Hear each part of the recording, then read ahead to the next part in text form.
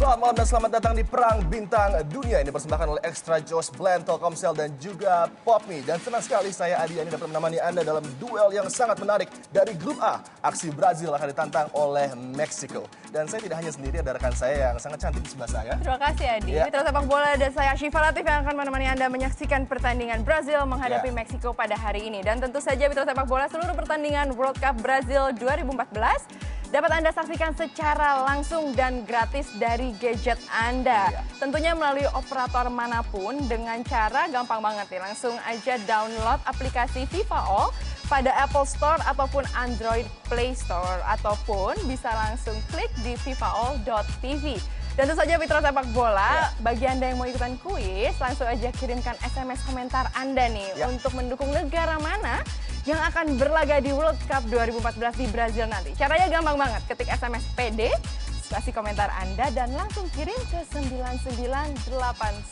Ya, cara yang sangat mudah dan berikutnya kami akan memperkenalkan komentator yang sudah sangat Anda kenal tentunya, yaitu Tommy Welly yang berada di sebelah kanan saya. Apa kabar Tommy Welly? Kabar baik, terima kasih Adi. Sudah sangat tidak sabar tentunya untuk menghadapi duel yang sangat menarik dan panas kali ini. Asyifa. Betul sekali, dan mitra sepak bola, kali ini kita kedatangan tamu yang sangat-sangat istimewa. Super spesial hari Super ini. spesial, orang yang paling penting membawa Piala Dunia ke Indonesia sehingga masyarakat Indonesia bisa menikmati dan menyaksikan siaran langsung Piala Dunia 2014 Brazil. Siapa lagi kalau bukan Mas Anindya Bakri. Beliau adalah komisaris utama PT Visi Media Asia atau FIFA Group yang juga pemilik Media Right License World Cup Brazil 2014. Halo Mas Anin. Terima kasih, apa Mbak. kabar? Alhamdulillah. Semangat ya nonton Brazil Meksiko hari ini.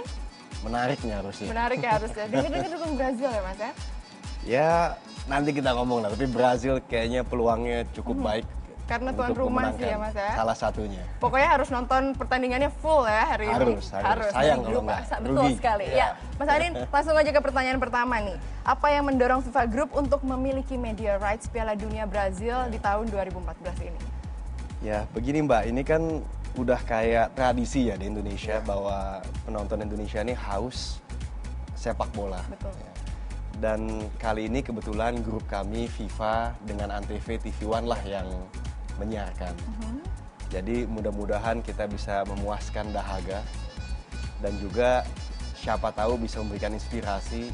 Kita punya tim sepak bola bisa masuk Piala Dunia dan juga nanti Indonesia bisa menyelenggarakan Piala Dunia. Karena kalau dari jumlah penduduk kan nggak kalah kita dari Brazil, bahkan lebih. Dan mudah-mudahan lah semua pemirsa suka. Jadi harapannya untuk memuaskan masyarakat khususnya mitra sepak bola di Indonesia untuk menyaksikan Piala Dunia Brazil 2014.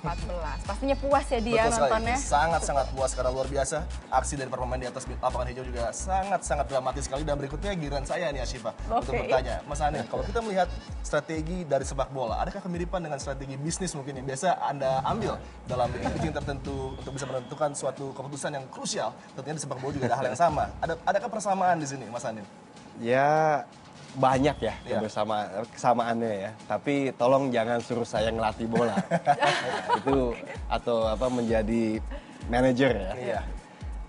Tapi ya sama lah. Kalau misalnya di perusahaan ada CEO, di sepak bola ada pelatih. Dan kerjasama tim penting. Begitu juga di perusahaan. Belum lagi topang menopang itu penting.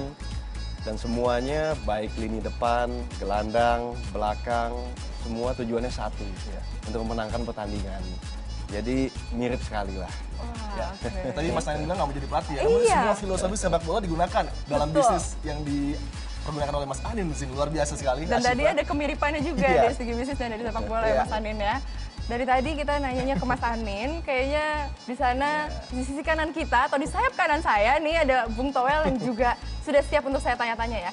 Bung Toel, kalau misalnya kita berbicara sepak bola, sudah menjadi industri tersendiri yang memang sekarang sudah menjadi yang sangat-sangat menguntungkan, bisa dibilang seperti itu ya. Khususnya dengan gemerlapnya Piala Dunia 2014 yang sekarang ini. Menurut Bung Toel sendiri nih, apa yang harus di-manage dari para pelaku sepak bola agar cabang olahraga ini tuh jadi lebih menguntungkan dan pastinya jadi lebih baik ke depannya? Iya, kalau kita bicara Piala Dunia jelas paling ultimate ya. Iya. Event yang paling akbar, paling hebat dari segi industrinya kalau kita bicara. Tapi kalau kita kaitkan dengan sepak bola Indonesia, kita bicara industri berarti kompleks. Mungkin durasinya nggak cukup kita bahas itu. Tapi secara umum kita bicara bahwa industri sepak bola dua hal saja yang harus dibangun, di-develop. Aspek sepak bolanya dan non sepak bolanya. Aspek sepak bola berarti pemain, pelatih, manajer, manajemen tim, ada medis dan sebagainya di sana, manajemen pertandingan. Aspek non sepak bolanya adalah hal-hal lain yang terkait dengan sepak bola, marketing, bisnisnya, Sistemnya juga ya. televisi, broadcast ya, media hak siar dan sebagainya. Itu yang non sepak bolanya. Jadi dua hal yang harus sama-sama dibangun kalau kita mau bicara soal industri sepak bola. Oke. Ya, baik, luar biasa jawaban dari Tom Welly juga begitu Lengkap dan ya. sangat lengkap. Jadi dari sayap kiri saya Mas Anin dan dari sayap kanan saya juga jawabannya semua lengkap. Tapi Syifa, sebelum kita menyambung dulu dengan kedua komentator yang sangat handal yang hadir di sini, kita akan berhubungan dengan Andrio Reza dengan laporan terakhirnya dari Brazil berikut ini. Ini dia. Aldi Stern is super. Ya, terima kasih rekan-rekan di Jakarta dan juga Bapak Anindya Bakri.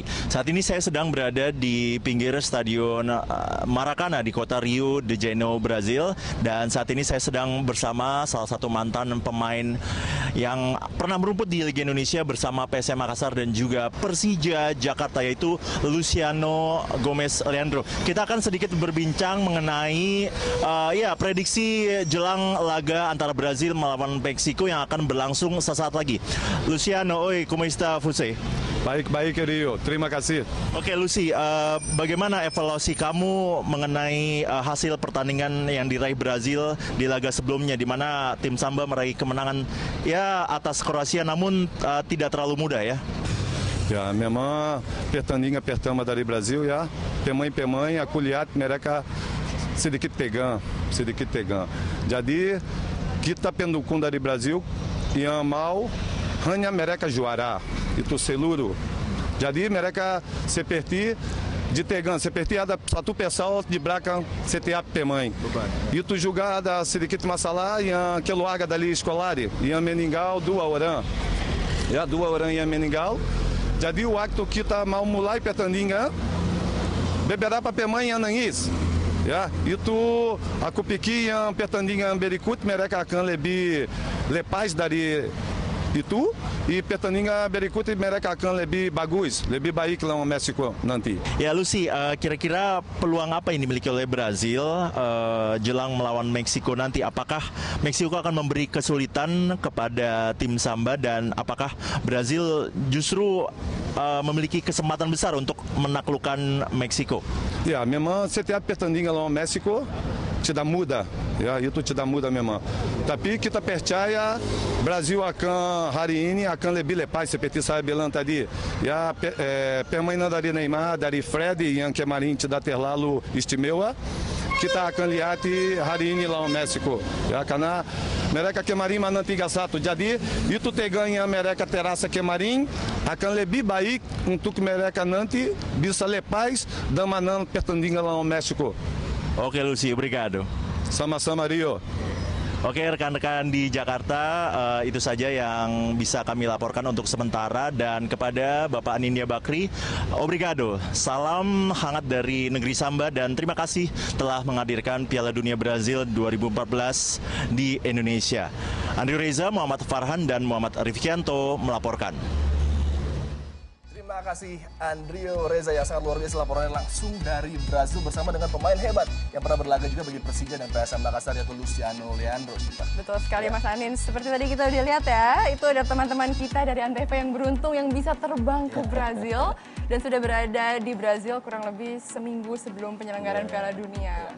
Beruntung sekali semuanya pada bisa, ada bertiga tuh yang berangkat ke Brazil. Kita semua ngiri nih, termasuk saya. Saya paling ngiri sebenarnya. Oh, Adi paling ngiri ya? Aduh. Nah, Mas Anin, kalau misalnya masih berbicara soal FIFA All dan soal Piala Dunia tentunya nih ya. Iya. Kali ini FIFA All mengusung slogan nonton Piala Dunia di mana saja dan kapan saja. Itu maksudnya apa ya? Kita ini kan bersyukur ya bisa mendapatkan suatu kesempatan menyiarkan Piala Dunia. Jadi dengan teknologi yang begitu pesat berkembang, kita berpikir selain di Antv, TV One, kenapa tidak kita coba teknologi baru yaitu TV berbayar FIFA Plus. FIFA Plus, oke. Nah, FIFA Plus ini di dalamnya itu juga ada high definition channel, lalu juga ada multi channel di beberapa salurannya. Oke. Ditambah lagi dengan tadi yang disampaikan FIFA All, itu bisa di-download di Android, Apple Store, FIFA All.tv, dan saya juga melihat alhamdulillah penggemarnya sangat banyak. Iya. Ini membuat semua bisa nonton di mana saja, tapi tolong jangan nyetir sambil nonton. Itu yang paling bahaya ya. Itu bahaya. Nonton Piala Dunia sambil nyetir dari gadgetnya, jadi malah nonton nggak fokus nyetir. Itu semuanya sangat mudah, Syifa. Iya. Hanya membuka apapun gadget yang Anda punya, Anda bisa nonton Piala Dunia. Jadi nggak usah repot-repot, tinggal langsung download FIFA All dari Betul. Apple Store, di langsung nonton di mana aja. Iya. Nggak ribet, ya kan? Iya. Bung Tommy, masih berbicara soal sepak bola dan industri sepak bola pada hari ini ya, yang memang sekarang sudah menjadi industri yang dilirik oleh banyak mata tampaknya ya. Apalagi sekarang media banyak melakukan konvergensi atau memang sudah banyak media yang penggabungan nih, yang menggabung. Jadi ada beberapa media yang melakukan penggabungan seperti yang dilakukan oleh FIFA Group. Menurut Bung Tommy sendiri gimana? Iya, kalau saya berdasarkan backgroundnya sepak bola misalnya. Dalam konteks Piala Dunia sejak dimulai tahun 1930 semua berkembang sampai saat ini ke edisi yang ke-20. Bahkan kalau kita bicara hak siar atau mulai kapan Piala Dunia pertama digelar dengan adanya tayangan televisi tahun 54. Artinya sejak tahun pertama 54 tayangan televisi muncul sampai sekarang 60 tahun ya kurang lebih. Lalu perkembangannya luar biasa. Piala Dunia sendiri berkembang luar biasa dari 13 negara peserta sekarang 32 tim yang finalis. Anggota FIFA-nya juga bertambah, 202 yang ikut kualifikasi dan 32 yang tampil di partai elit di Brasil ini kan. Jadi seiring berkembangnya sepak bola sebetulnya yang lain pun berkembang. Dan kalau teknologi dalam hal ini teknologi penyiaran berkembang, maka sebetulnya sepak bola mau menyentuh ke segala lapisan. Dimensi ruang dan waktunya ditembus. Sepak bola menyentuh segala lapisan ya, Semua Syifa. Luar lapisan. biasa jawaban dari dua ahli Jadi kita kali no ini ya. boundaries untuk No sepak boundaries for football. Dan berikutnya saya memiliki highlights dari partai yang berlangsung sebelum ini. Belgium menghadapi Algeria. Ini dia. Dalam partai yang berlangsung sebelum partai Brazil Meksiko, ada sebuah kejutan ketika Jan Vertonghen melakukan kesalahan dasar tidak melihat di blindside pergerakan dari Taider sehingga hadiah penalti diberikan kepada Algeria. Ya, ini kita lihat hampir setiap hari di matchday Piala Dunia ini ada penalti ya. Ya. Kalau tidak salah ini penalti kelima yang terjadi dalam ajang Piala Dunia atau di fase awal. Pertandingan pertama bagi tiap-tiap tim di tiap grup. Ini Aljazair mengawali keunggulan, kita lihat ya. Finishingnya sangat baik dari titik putih dilakukan oleh Feguli untuk memperdayai kiper Belgium Courtois. 1-0 sempat mewujudkan keunggulan Algeria. Namun respons yang sangat positif ketika di babak kedua pergantian pemain dari Marc Wilmots yang sangat efektif. Masukkan Marouane Fellaini yang langsung memberikan efek terhadap comebacknya Belgium, menyamakan kedudukan Bawel. Ya, flick heading yang sangat cerdik dari Marouane Fellaini ya. Gelandang serba bisa, ini dia Kevin De Bruyne melepaskan crossing, positioning yang sangat baik, timing. Dia hanya melepaskan bola menyentuh sedikit saja ke. Inilah Fellaini yang kita kenal yang sangat piawai dalam bola-bola udara dengan umpan dari Kevin De Bruyne, dan kali ini gol yang melengkapi comeback sempurna dari Belgium. Dries Mertens yang pemain depan yang sangat inform tidak hanya bagi Belgium namun juga bagi Napoli, mempersembahkan kemenangan krusial di langkah pertama Belgia untuk bisa bersaing di ajang Piala Dunia 2014 Brazil. Iya, bagaimana Dries Mertens kita lihat dalam posisi yang tidak terkawal, dia bergerak di area yang sama sekali tidak terkawal ya. Pertahanan lawan bergerak ke area yang salah. Ya, dan di sepak bola ini dia aksi-aksi yang juga sangat memukau dari para pendukung. Dan jangan kemana-mana, kami akan kembali setelah pesan-pesan berikut ini.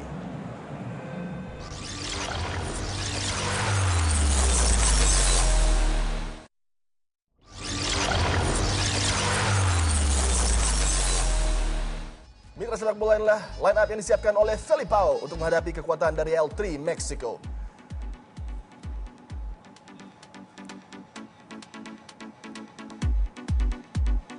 Kita akan membahas persiapan dari Brazil. Felipao nampaknya cukup menarik di sini. Keputusannya adalah menggantikan Hulk yang cedera training kemarin dengan Ramirez di sisi sebelah kanan. Tahu pemikiran seperti apa yang berdasarkan Felipao untuk memilih Ramirez dan tidak Willian ataupun Bernard di bench dari Brazil?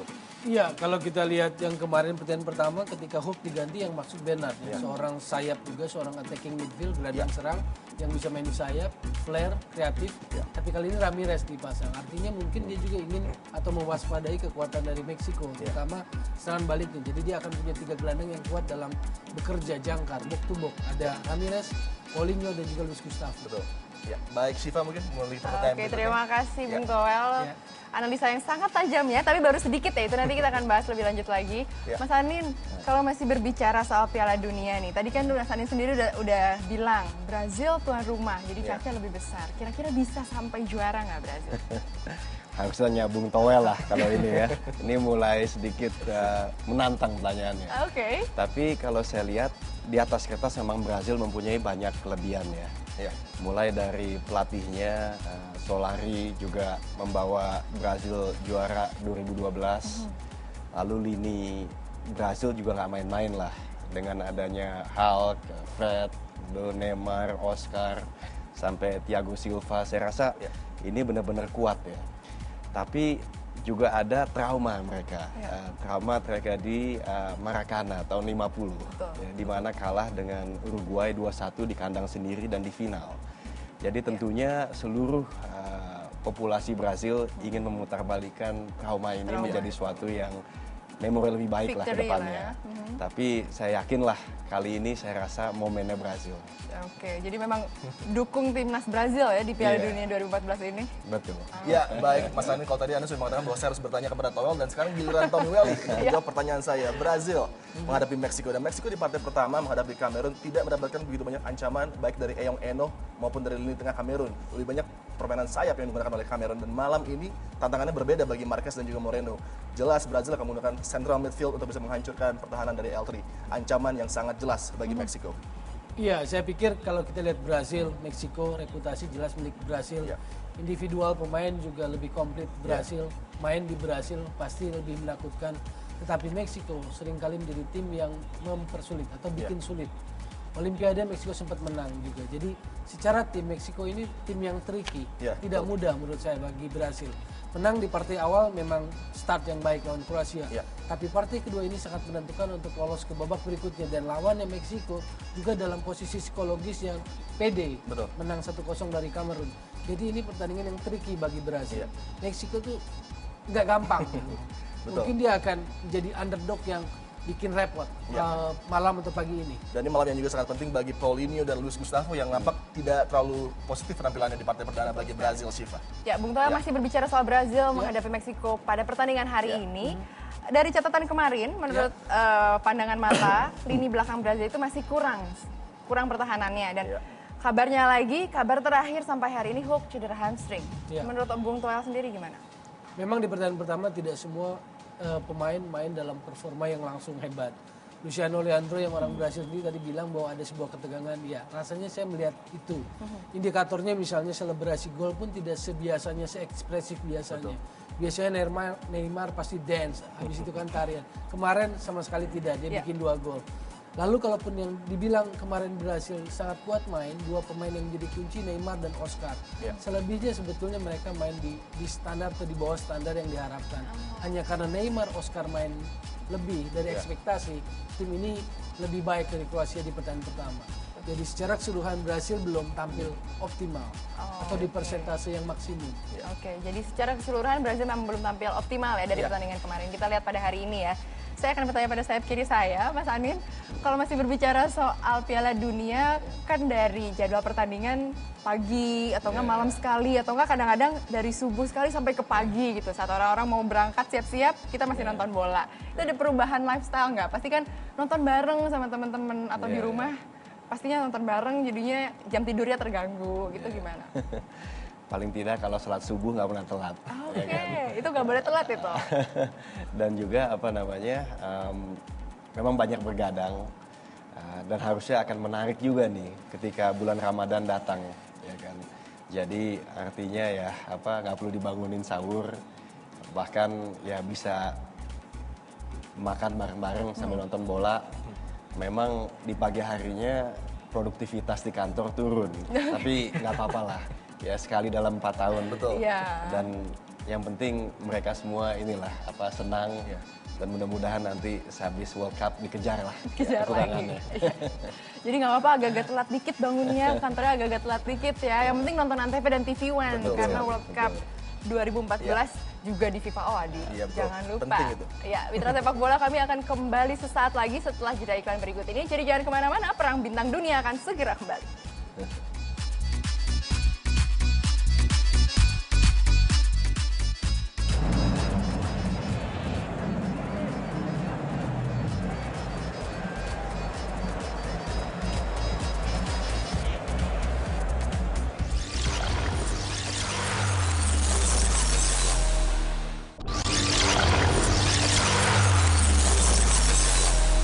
Dan media line up dari Mexico L3 yang disiapkan untuk membuat kejutan pada malam ini menghadapi tuan rumah Brazil.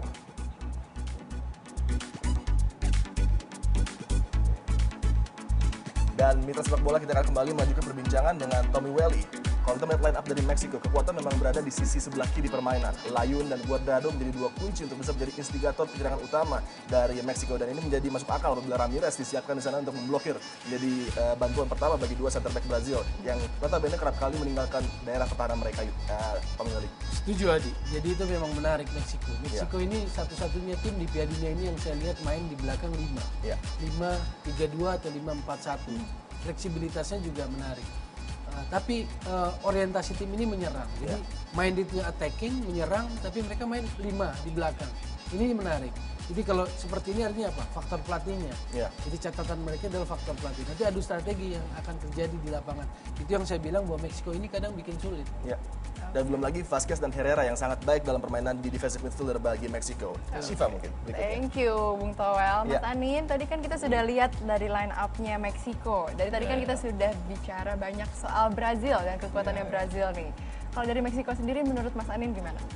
Ya tadi Bung Towel udah menyampaikan, memang Meksiko ini gampang-gampang susah karena bukan pemain kelas 2. Kita mesti ingat di Olimpiade 2012, walaupun mungkin linia berbeda, Meksiko mengalahkan Brazil.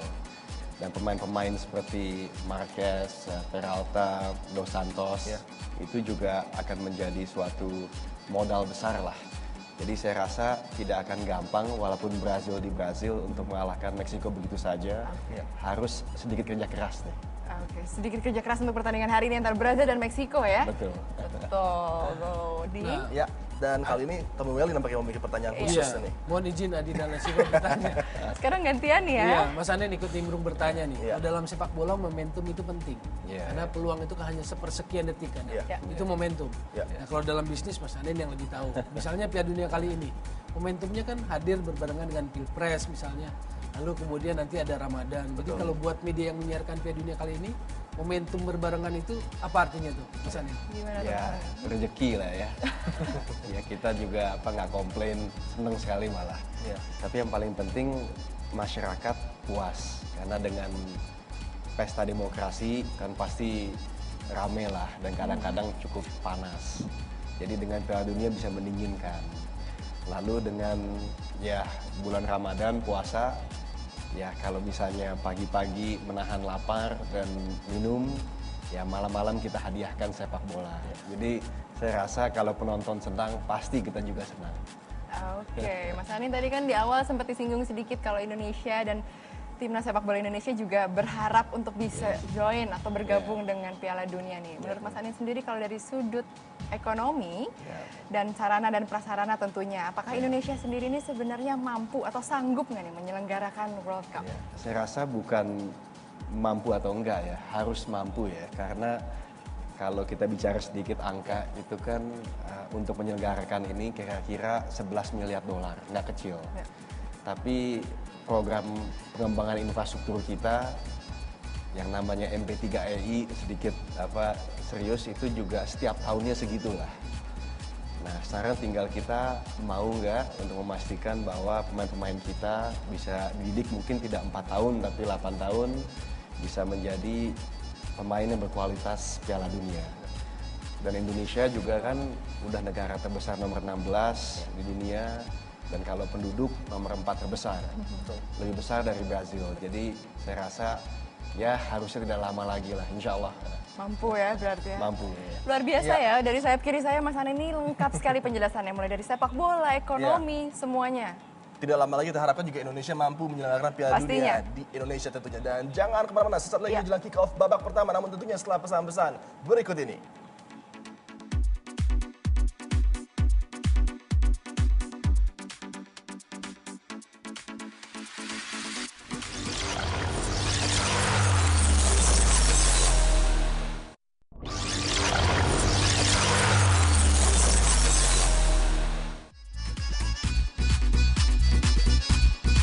Mitra sepak bola, Anda masih bersama kami tentunya di Perang Bintang Dunia. Dan sesaat lagi kita akan sama-sama menyaksikan kick-off babak pertama Brazil menghadapi Meksiko dari grup A. Dan mitra sepak bola, Syifa ingin ingetin sekali lagi nih, kalau Anda bisa menonton Piala Dunia secara langsung, di mana saja dan kapan saja. Betul. Tentunya bisa dari Antv dan TV One, dan bisa dari FIFA All, FIFA Plus, dan juga jangan lupa ya, dari handphone juga bisa langsung. Betul sekali. Gitu. Oke nih, kalau misalnya masih ngomongin Piala Dunia, Mas Anin, sebentar lagi kan udah mau kick off nih ya babak pertama, Brazil menghadapi Meksiko. Dan kalau misalnya kita berbicara sampai final, kita akan berbicara tim favorit. Sekali lagi nih Syifa nanya, tim favoritnya siapa nih Mas Anin? Standar sih, tapi Brazil. Brazil, masih Brazil ya? Masih Brazil. Jadi memang jagoin Brazil dari awal sampai ke final ya? Iya, dari awal sampai ke final. Dan memang timnya tuh dinamis, kuat, dan ya secara nggak langsung favorit banyak orang. Apalagi menjadi tuan rumah. Jadi memang standar, tapi saya lihat memang kemampuannya di setiap lini sangat kuat. Dan ya nggak apa-apalah kita mencoba untuk memenangkan tuan rumah kali ini. Jadi memang Mas Anin ini mitra sepak bola dari awal sampai ke final teguh memegang Brazil. Beda kalau sama kita ya dia. Syifa megang Itali tapi masih berubah-ubah juga. Yang menang siapa nih? Yang menang siapa nih? Gitu.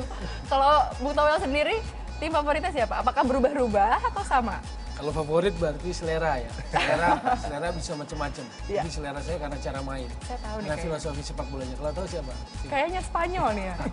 Bener nggak? Iya. Bener ya? Oh. Ya sangat yakin ya, walaupun sudah dihancurkan kemarin dengan skor 5-1 oleh Belanda, tapi Towel nggak pernah berubah pendiriannya nih. Teguh juga. Iya. Selera.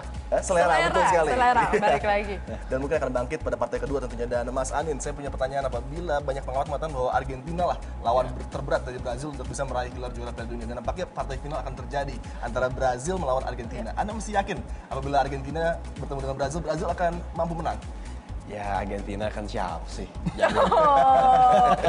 Oke. Ada Leo Messi di sana, ada Maxi Rodriguez luar biasa nih. Ada Lionel Messi loh. Kan ada Neymar juga di sini, sesama pesulap bola. Oh iya. Jadi dua pesulap akan bertemu di final dan tentunya sangat menarik, dan Anda masih yakin tentunya Brazil yang akan keluar sebagai pemenang. Luar biasa. Jadi kalau kata Mas Anin, Argentina siapa sih? Brazil pasti akan menang nih. Dan berikutnya kalau saya ke sebelah sini pasti jelas jawabannya akan Brazil menghadapi Spanyol, bukan begitu Tom Welly? Siapapun sebetulnya menarik kalau sudah sampai partai final. Tapi ya kan sejarah katanya bilang bahwa tidak ada tim dari luar Amerika Latin atau Amerika yang bisa juara di Amerika. Tapi itu kan terjadi kalau kita bicara Amerika Latin terakhir 78. Betul. Argentina juara di Argentina. Sepak bola berkembang. Jadi ini kan challenge sebetulnya. Selain bahwa fakta historisnya seperti itu, ini challenge. Karena sepak bola berubah. Dan menurut saya ini challenge buat tim-tim Eropa. Jadi siapa tahu ini bahwa ini perubahan terjadi 2014. Oke, sekarang untuk final question nih. Ini yang paling ditunggu-tunggu sama mitra sepak bola di seluruh Indonesia nih Mas Anin. Kira-kira berapa skor pada malam hari? Brazil versus Meksiko. Berdasarkan feeling dan juga ini doa-doa dikit. Kayaknya 3-1 ini. Berapa? 3-1. 3-1. Oke, menurut Mas Anin 3-1. Bung Toel, berapa skornya? Dari tadi mikir-mikir nih, 2-1 atau 1-1 ya. Jadi ambil resiko saja, 1-1. Imbang ya? Sangat menarik keputusan dari Tom Welly. 1-1 draw, kejutan terjadi di Fortaleza. Terima kasih banyak Mas Anin atas insight yang Anda berikan. Dan kita sepak bola jangan kemana-mana, kita akan menuju Fortaleza sesaat lagi, namun tentunya setelah pesan-pesan berikut ini.